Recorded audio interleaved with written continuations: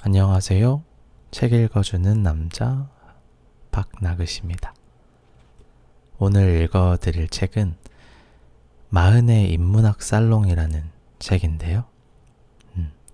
지은이는 우재님이시고 네이버 블로그 우재의 올리브 동산을 운영하시고 계십니다. 이 책을 고르게 된 이유는 아무래도 제가 최근에 인문학에 관심이 가기 때문에 인문학 서적들을 꽤나 찾아서 읽어보고 있는데요. 막연하게 읽는 것보다는 또 인문학에 대해서 간단하게 알아보고 또 방향성을 지시해 줄 수 있는 책이 있었으면 좋겠다. 그러던 와중에 알게 된 책입니다. 이 책을 통해서 여러분들도 내가 누군지도 모른 채 살아온 나를 위한 진짜 공부가 되셨으면 좋겠습니다. 감사합니다. 그럼 읽어드릴게요. 내 마음의 길을 따른 공부가 마흔 이후의 삶을 바꿔놓는다. 마흔을 흔히 불혹이라고들 합니다. 공자께서는 마흔을 그 무엇에도 흔들리지 않는 나이라고 말씀하셨지만 그 무렵에 나는 내 삶의 뿌리부터 흔들리는 듯한 느낌을 받으며 하루하루를 살아갔습니다. 여전히 결혼은 내 관심사가 아니었고 직장에서도 주어진 일들을 잘 해내긴 했지만 그로부터 대단한 활력을 얻지는 못했습니다. 그렇다고 해서 특별히 이루고 싶은 꿈이 있는 것도 아니었죠. 무엇인가 삶의 변화가 필요하다고 느끼면서도 구체적으로 내 마음이 이끌리는 대상이 없었죠. 겉으로 보기에는 무난하고 평탄한 시절이었으나 마음 깊숙한 곳에서는 권태로움과 무기력함에 몸둘 바를 몰랐던 시절이었습니다. 그러던 어느 날 오랫동안 잊고 지냈던 나의 오랜 꿈 하나가 섬광처럼 떠올랐습니다. 그림이었죠. 25년 전 고등학교 미술 시간에 유화를 처음 그려보았습니다. 그림을 그리며 나의 감정을 표현하는 즐거움과 유화 물감이 주는 질감에 감탄하던 내가 떠올랐습니다. 그림을 그리는 삶에 대한 동경이 시작된 것은 그때부터였죠. 하지만 20대 시절에는 졸업과 취업을 위해 30대 시절에는 사회에서 나만의 영역을 공고하게 확보해 나가느라 마음에 품고 있었던 그림에 대한 꿈은 차츰 희미해져 갔습니다.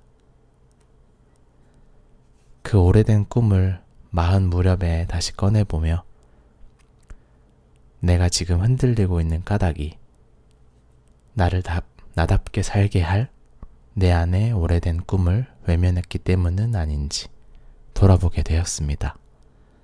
회사 생활이 바쁘다는 핑계로 그 꿈을 다시 미룰 수는 없었어요. 마음에 불이 당겨지니까 몸은 절로 움직였습니다. 집에서 가까운 문화센터로 달려가 바로 회화 수업을 등록했죠. 이 갑작스러운 작은 행동 하나가 마흔 이후 나의 삶을 완전히 바꾸어 놓았습니다. 그림을 그리는 동안 나는 이상한 현상을 경험했습니다. 하나의 작은 작품을 완성하고 나면 다음 작품을 시작하기 전까지 며칠 동안 심한 우울감에 빠졌죠. 다음 작품에 대한 구상이 끝날 때까지 우울감은 계속되었습니다. 내 삶의 활력을 얻겠다고 시작한 일인데 난데없이 드는 이 우울감이 처음에는 당혹스러웠죠. 그러나 새로운 작품을 시작하면 신기하게도 우울감은 이내 사라져버렸습니다. 이런 증상을 겪으며 아마추어인 나도 창작 활동을 하며 이처럼 심한 감정의 동요를 겪는데 역사상 걸작을 남긴 거장들은 예술가로 살아가는 동안 어떤 생각과 경험을 했을지 궁금해졌습니다. 그 궁금증을 해결하기 위해 회화 레슨을 받던 선생님께 부탁하여 미술사 입문서를 추천받아 읽기 시작했습니다. 그렇게 접하게 된 곰브리치의 서양 미술사는 나를 미술사라는 매혹적인 분야로 이끌어 주었습니다. 그러나 미술사 공부만으로 미술 작품과 그것을 창조해낸 예술가들의 삶이 온전히 이해되는 것은 아니었죠. 미술사 공부는 다시 역사, 신화, 철학, 미학 등 다양한 분야로 나를 이끌었습니다. 미술사를 공부하다 보니 학창시절 그토록 지루했던 세계사가 그리 재미날 수가 없었습니다. 미술사 이해를 위해 공부한 서양의 신화는 인생의 지혜가 가득 담긴 보물창고였죠. 신화 속의 상징들이 하나씩 베일을 벗을 때마다 그 안에 담긴 삶의 지혜가 정체를 드러났습니다.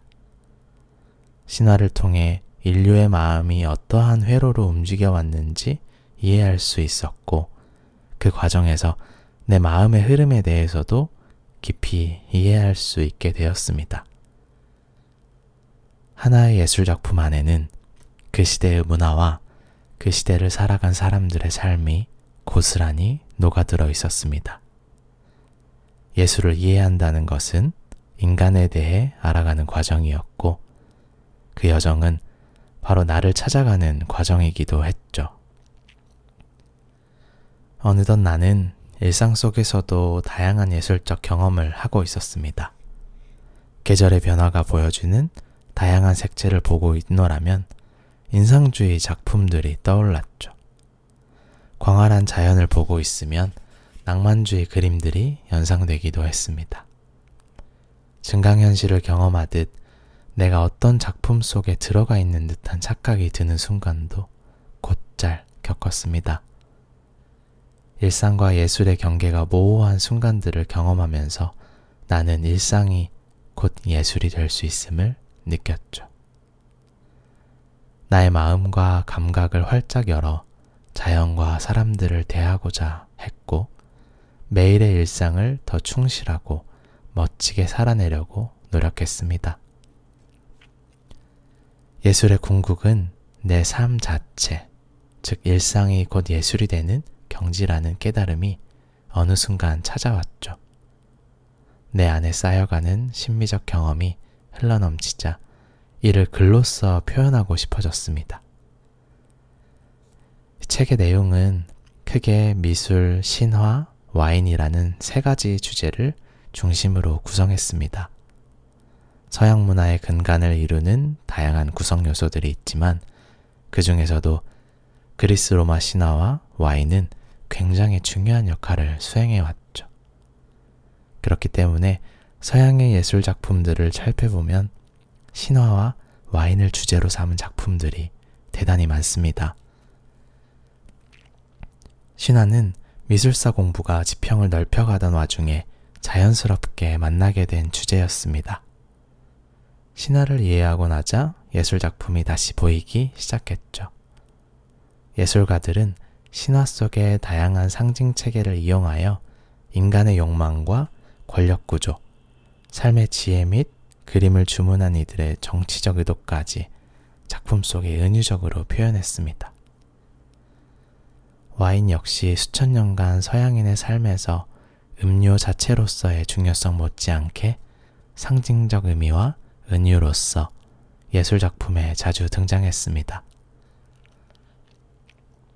와인은 미술사 공부를 시작하기 이전부터 관심을 갖고 있었던 취미가 미술사 공부를 통해 재발견되고 통섭된 경우였죠. 이전까지는 내 몸에 맞는 술이라고 여겨 일상의 여흥으로서 즐기는 정도였지만 그 취미 덕분에 미술사를 공부하면서 서양 미술에서 와인이 차지하는 상징성을 금세 발견하였고 더 깊은 공부를 향해 나아갈 수 있었습니다. 미술과 신화와 와인에 대한 지식이 어느 정도 쌓이고 나자 그 지식들이 서로 통합하며 새로운 깨우침이 쏟아지는 경의를 경험했습니다. 미술사를 공부하며 궁금했던 것을 와인을 주제로 한 책을 읽으며 해답을 발견하기도 했고, 미술사와 와인에 대해 풀지 못했던 의문을 신화를 통해 공부하며 체득하기도 했습니다. 세 가지 분야가 머릿속에서 통섭을 시작하자 각각의 분야만을 공부할 때에는 알아차리지 못했던 더 깊은 사유로 나아가는 쾌감을 맛보기도 했습니다. 미술, 신화, 와인이 아니더라도 누구나 살면서 자신을 매혹하는 주제가 하나 둘쯤은 있을 겁니다. 그것을 깊게 파고들다 보면 공부와 내 삶이 하나로 합일되어 그로부터 깨달음과 기쁨을 경험하게 되는 순간이 분명 찾아올 겁니다. 그 경험의 일부가 마흔 이후의 삶을 충만하게 만드느냐, 그렇지 못하느냐를 가르는 분수령이 된다는 생각을 요즘 자주 합니다. 미술사와 신화, 와인이라는 세 가지 분야를 오랫동안 공부하다 보니 자연스레 이 세 가지 주제를 강의할 기회들이 자주 있었습니다. 그 과정에서 만난 다양한 연령층의 수강생들 중에는 자기 자신을 충만하게 해줄 진정한 공부를 하고 싶어 하는 사람이 많았습니다. 그러나 그 방법을 모르겠다고 하는 사람들이 적지 않았죠. 그들을 만나 이야기를 나누면서 삶이 무료하고 권태로워 나 혼자 돌파구를 찾기 위해 모색했던 다양한 시도들이 그들에게 어쩌면 도움이 될 수도 있겠다는 생각이 들었습니다. 그리고 기회가 닿는다면 그들에게 도움이 될 수 있는 인문학 살롱을 운영해보고 싶다는 바람을 갖게 되었죠. 이 책의 집필을 결심하게 된 까닭도 거기에서 비롯되었습니다. 살롱은 18세기 프랑스에서 귀부인의 주도하에 귀족저택의 응접실에 모여 문학과 예술 등 문화에 대하여 폭넓은 주제로 토론하던 것을 일컫습니다. 요즘 한국에서 소규모의 문화클럽 활동이 활발하게 이루어지는 것을 보면 살롱 문화가 현대식으로 다시 부흥하고 있다는 생각이 들죠. 지금은 한국을 떠나 살고 있지만 여전히 나는 인문학 살롱의 호스트로서 공부에 목마른 사람들에게 안내자 역할을 하고 싶은 꿈이 있습니다. 어떻게 공부를 해야 할지, 왜 인문학 공부가 필요한지, 인문학 공부를 통해 무엇을 배울 수 있는지는 알고 싶은 사람들에게 나의 경험이 하나의 참고할 만한 이정표가 될 수 있다면 참으로 기쁠 것 같습니다. 배움은 평생 이어가는 것이다. 하루가 다르게 급변하는 시대를 살아가는 현대인들에게 공부는 학창시절 한때 하고 마치는 일이 아니라 평생을 두고 해야 하는 과업이 되었습니다. 나날이 새로워지는 기술을 따라가기 위해서라도 배움을 게을리할 수 없는 시대를 살고 있는 거죠. 새로운 문명에 익숙해졌다 싶으면 곧바로 또다시 새로운 것이 나오니 변화의 속도를 따라가기가 참으로 벅찬 시대입니다. 이런 때일수록 내 마음의 중심을 잡고 세상에 휘둘리지 않을 수 있는 자기 주관을 바로 세우지 않으면 삶은 내내 피로해지고 피폐해질 겁니다. 그렇다면 어떻게 나만의 가치관을 세울까요? 급속도로 바뀌는 환경 속에서 어떻게 삶의 균형을 잡을 수 있을까요? 저는 인문학과 고전 공부에서 그 해답을 찾을 수 있다고 생각합니다.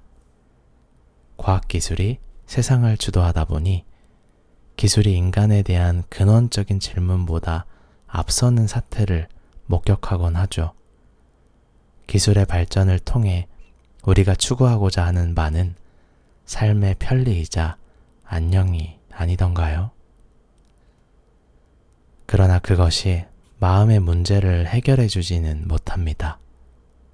아무리 세상이 급변하고 과학이 세상을 지배하는 세상이 되었어도 그 중심에는 언제나 인간이 있음을 우리는 기억해야 하죠. 인간이란 무엇이고 나는 누구이며 어떻게 살아갈 것인지에 대한 탐구를 멈추지 않는다면 우리는 끊임없이 밀려드는 변화의 파도 위에서도 삶의 균형을 유지할 수 있으리라 믿습니다. 고전은 인간 삶을 둘러싼 근원적인 질문에 대한 답을 찾을 수 있는 좋은 텍스트입니다. 2500여 년 전에 인간이란 무엇인가를 고민했던 성인들은, 즉 소크라테스, 공자, 부처들이 있죠. 그들의 가르침과 인류의 기원인 선사인과 고대인들의 생각이 담긴 신화 속 삶의 지혜가 요즘 들어 더욱 필요하리라고 느껴집니다. 그렇다면 동서양의 고대 현인들은 어떠한 가르침을 베풀었으며 현대를 살아가는 우리들은 그들의 가르침을 어떻게 공부해야 할까요? 동서양의 고전을 읽다 보면 공자와 플라톤의 사설학원에 대한 이야기가 자주 등장합니다. 공자와 플라톤이 살던 시절에는 국가에서 운영하는 공교육기관이 따로 없었기 때문에 능력이 뛰어난 지식인이 개인적으로 제자들을 모아 가르치던 것이 일반적인 교육의 형태였습니다. 사설학원은 그러한 당대의 교육 형태를 두고 필자가 재미있게 이름을 붙여본 것입니다.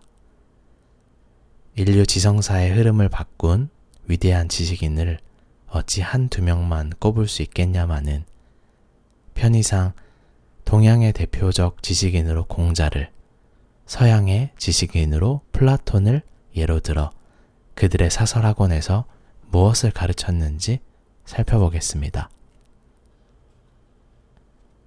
공자의 사설학원은 행단이라고 불렀습니다. 행단에서 행은 살구나무 또는 은행나무를 지칭하죠. 살구나무든 은행나무든 나무가 자라는 언덕에 모여 앉아 공자와 제자들이 문답식의 공부를 했음을 짐작할 수 있습니다. 공자는 제자들에게 제대로 심신수양을 시켜서 정치인이나 관료로 진출시킬 인재로 키우고자 했습니다. 공자의 가르침을 모아 엮은 논어는 지금까지도 동양 문화권에서 큰 영향력을 발휘하고 있으며 그가 가르친 제자들의 일화도 신화화되어 전해지고 있습니다.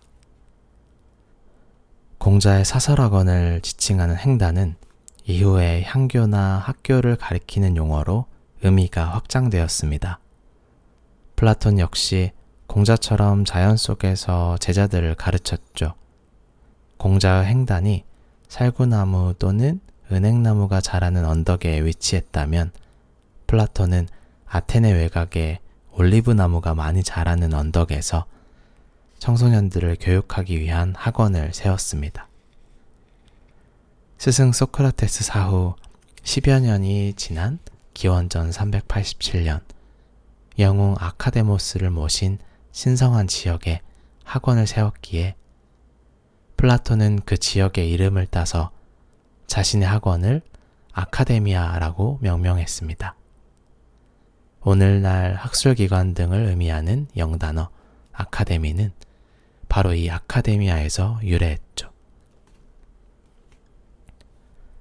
플라톤 역시 공자처럼 청소년들을 심신수양시켜서 훌륭한 정치가로 키워내고자 했습니다. 플라톤의 아카데미아에서 가르친 주된 과목은 수사학이었죠. 플라톤의 아카데미아가 배출한 가장 뛰어난 제자는 바로 그리스의 철학자 아리스토텔레스입니다. 17살에 아카데미아에 입학한 아리스토텔레스는 그곳에서 10여 년간 공부를 했습니다. 아카데미아는 동로마 제국의 유스티니아누스 1세 황제가 529년 폐쇄를 명할 때까지 지속되었죠. 플라톤의 아카데미아는 르네상스 시기 이탈리아 피렌체의 메디치 가문이 아카데미라는 이름으로 학교를 설립하면서 역사 속에서 다시 부흥했습니다. 아카데미라는 이름은 프랑스의 절대왕정이 왕실이 필요로 하는 인력을 키워낼 목적으로 왕립 아카데미를 설립하면서 그 이름에 담긴 위상을 공고히 했죠. 이후 유럽의 다른 나라들도 왕립 아카데미를 표방한 교육시설을 세우면서 아카데미는 차츰 교육기관을 지칭하는 보통 명사로 자리 잡게 되었습니다. 공자와 플라톤이 추구한 공통적인 교육의 목표는 시대가 요구하는 인재를 양성해내는 것이었죠. 행단과 아카데미아에서 이루어진 가르침의 주된 내용은 심신수양을 중심으로 인성교육이었습니다. 오늘날 청소년들은 학교 공부를 마치고 여러 학원을 다니며 공부에 매진하죠. 하지만 대학 입학을 목표로 삼은 공부가 심신수양과 인격 함양에는 도움이 될지 의문입니다. 공자의 행단과 플라톤의 아카데미아는 자연 속에서 스승과 제자가 묻고 답하는 문답식 수업 방식으로 이루어졌습니다. 이에 반해 현대의 교육은 교실에서 선생님이 일방적으로 강의하고 학생들은 경청만 하는 주입식 교육이 대부분이죠. 현대는 누구나 교육의 기회를 보장받고 있지만 공부의 질을 따지자면 오늘날의 교육이 고대의 교육보다 더 낫다고 장담하지는 못할 듯 합니다. 그렇다면 학생이 아닌 어른들의 공부는 어떠해야 할까요? 행단이나 아카데미아는 젊은 청년들을 가르쳐 나라의 동량이 되도록 가르치는 데 목적이 있었습니다. 당시는 지금에 비하면 사회의 변화도 느렸고 평균 수명도 짧았죠. 배움을 마친 청년이 사회에 나가 재교육을 받지 않아도 그 이후의 삶을 살아가는데 별 문제가 없었습니다. 심지어는 무학자들도 많았던 시대이기도 하죠. 오늘날은 2500여 년 전과 상황이 크게 달라졌습니다. 사회도 급변하고 있고 평균 수명도 대단히 길어졌죠. 현대인에게 교육은 곧 인권으로 모든 사람에게 공평한 배움의 기회가 주어집니다. 사회의 변화 속도가 급격하지 않던 몇십 년 전만 해도 학창시절에 열심히 공부한 것만으로도 평생을 먹고 살 수 있었죠. 그러나 수십 년 사이에 100세 시대라 불릴 정도로 평균 수명이 길어졌고 매일 새로운 기술이 쏟아집니다. 학창시절의 공부만으로는 남은 인생을 살 수 없는 시대가 되었죠. 평생 교육의 중요성이 대두된 이유입니다. 사회인으로 살아가다 보면 학창시절과는 다른 질문들이 생겨납니다. 인생이란 과연 무엇인지, 나라는 존재는 무엇인지, 자기 삶의 절실한 질문들이 마음 깊은 곳에서 솟아오르기 시작합니다. 자신이 평생 해야 할 공부의 주제는 바로 이 질문이나 흥미에서 시작됩니다. 질문이 생겼다면 거기에서 멈추지 말고 답을 찾아가야 하겠죠. 그것이 공부의 시작입니다. 어른이 된 이후에는 공부가 좋은 이유는 학창시절에는 정규교육의 틀에 갇혀서 제대로 들여다보지 못했던 자신의 관심 분야를 마음껏 공부할 수 있기 때문입니다. 어떻게 공부할 것인가도 각자의 선택에 달려있죠. 혼자서 하는 공부가 좋은 사람은 효율적인 독학 방법을 찾으면 됩니다. 요즘의 교육은 인프라가 워낙 잘 갖춰져 있어서 학교나 학원에 가지 않더라도 혼자서 공부할 수 있는 방법이 많습니다. 지역별로 도서관이 잘 갖춰져 있어 국내 도서는 물론 외서도 어렵지 않게 빌려볼 수 있습니다.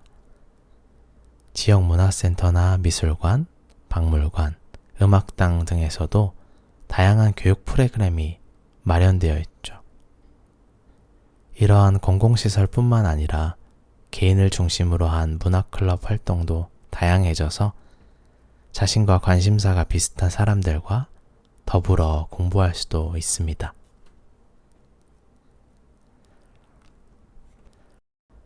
수동적 공부가 아닌 나만의 질문 만들기. 초고속망으로 전 세계가 연결된 덕분에 세상의 온갖 지식이 인터넷 안에 넘쳐납니다. 옛 현자들의 가르침뿐만 아니라 첨단 과학기술 지식까지 없는 것이 없습니다. 그 안에서 우리는 우리가 원하는 것은 무엇이든 찾아서 배울 수 있죠. 인터넷은 전 세계의 거의 모든 지식이 망라된 세계 최고의 아카데미입니다. 실제로 세계의 유수한 아카데미들이 인터넷에 그들의 강의를 업로드해 놓았고 그 외에 다양한 영상 매체들에서도 훌륭한 강의들이 업로드되어 있어 언제 어디서든 쉽게 공부할 수 있는 세상이 되었죠. 기술의 발전 덕분에 배움의 도구들은 나날이 진화 중입니다. 더 이상 공부할 도구나 기회가 없어서 공부를 할 수 없는 시대가 아닌 거죠. 가장 중요한 것은 공부를 하고자 하는 의지와 나만의 질문을 만들어내는 것입니다. 젊은 시절부터 나는 누구인가 라는 질문이 끊임없이 마음속을 맴돌았습니다. 나를 찾기 위해 거쳐온 과정은 신화 속 영웅들이 통과하는 모험 못지않게 길고 힘든 여정이었죠. 스스로 질문하고 스스로 답을 찾는 과정이었기에 무수한 시행착오들을 겪었습니다. 지름길은 없었습니다. 하지만 40 이후 배움을 평생의 습관으로 이어오는 동안 나는 고전을 비롯해 다양한 배움의 경로를 통해 동서고금의 수많은 스승들을 만났고 마침내 지금의 나로 성장할 수 있었습니다. 나는 여전히 공부가 좋습니다. 책을 펼치고 지식을 탐색하는 순간 21세기를 사는 나는 2500여 년 전 플라톤과 공자의 세계와 만납니다. 그들의 인문정신으로서 현재를 살아갈 힘을 얻죠. 공부는 나를 나답게 살 수 있도록 근원적 힘을 불어넣어주는 원천이자 나를 찾아가는 과정입니다.